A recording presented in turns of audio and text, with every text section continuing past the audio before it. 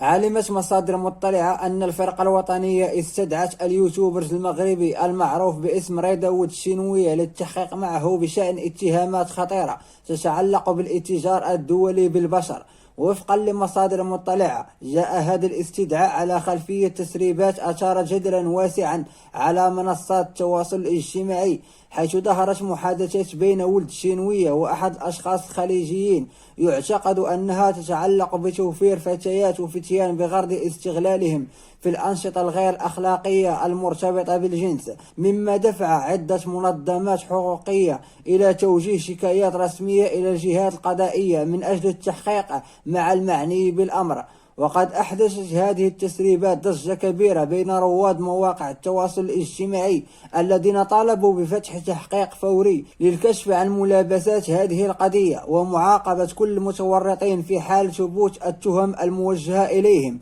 حيث أشارت المحادثة المتداولة إلى وجود شبكة محتملة تستغل الشباب والشابات في أنشطة مشبوهة على الصعيد الدولي وخصوصا بالشرق الأوسط.